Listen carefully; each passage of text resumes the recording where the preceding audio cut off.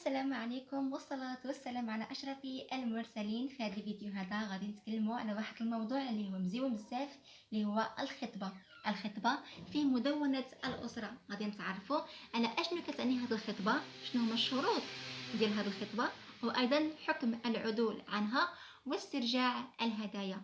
إذا كيف ما كنعرفوا على ان الخطبه هي واحد المقدمه من مقدمات الزواج بالنسبه او طبقا للماده الخامسه من مدونه الاسره. تقر بان الخطبه هي توعد امراه ورجل على الزواج، نقدروا نكملوا في هذا الزواج ونكملوا في هذا الوعد، ونقدروا لا، هي فقط توعد امراه ورجل على الزواج. نقدروا نكملوا اذا تفاهمنا، نقدروا ما نكملوش. كتكون فيها واحد الفتره ديال التعارف بين المراه والرجل، والتعارف ايضا بين العائلتين. اذا هذه هي التعريف ديال الخطبه. وايضا يمكن الخطبه تقدر تكون خطبه مباشره، تقدر تكون غير مباشره، بطريقه مباشره او بطريقه غير مباشره.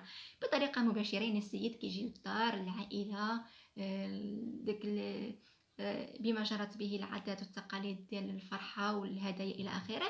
يقدر يكون بطريقه غير مباشره، انه السيد كيمشي كيتكلم مع الاب ديال العروسه، كيقول لها انا باغي نتزوج بالابنه ديالك الى اخره. اذا غادي نمشيو للشروط ديال هذه الخطبه.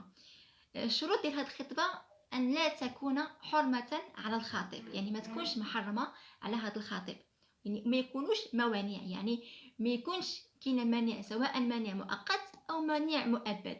ما خصهمش يكونوا كاينين موانع.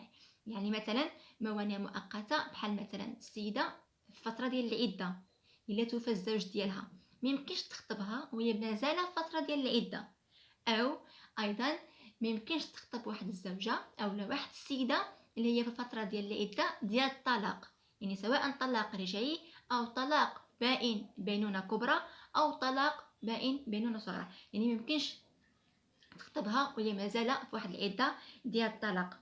ايضا موانع مؤبده، ما يمكنش تخطب اختك، ما يمكنش تخطب بنت اختك، ما يمكنش تخطب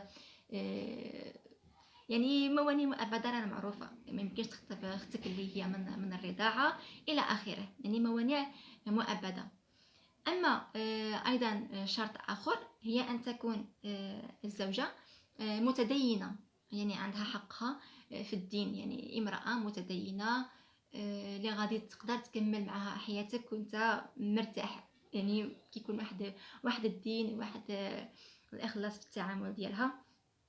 وبالإضافة إلى أنه يستحب أن تكون هذه المخطوبة بعيدة عن العائلة، لأنه ملي كتزوج الولد والبنت من نفس العائلة، إذا وقع غير مشكل بيناتهم العائلة كاملة كتنوض فيها قربالة، كاملة هذا كيرجع ما كيهضر مع هذا، هنا كتضرر العائلة أكثر.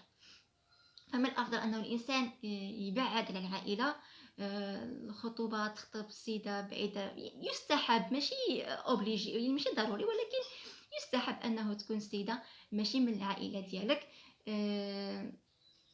ايضا تفادي للمشاكل وتفادي ايضا للامراض، لانه بعض الامراض الوراثيه اللي كتكون بين فاش كيتزوج الولد، مثلا ولد العم مع بنت عمو ولا هذه، فانا كيوقعوا بعض الامراض الوراثيه اللي كتكون ضرر على الاطفال مستقبلا.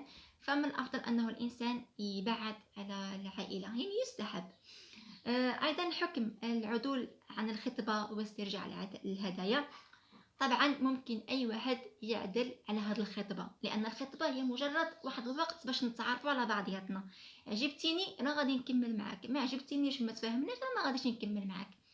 بالنسبه اذا جا العدول من عند المخطوبه، فخصها ترد ليه كاع الهدايا اللي جاب ليها داك السيد، خصها ترجع له كل شيء. اذا وقع العدول من طرف الخاطب، فهو اللي خصو يرد ليها الهدايا اللي هي قدمت ليه، عطات له شي كادوس شي هدايا، فهو خصو يرد ليها جميع الهدايا اللي قدمت ليه.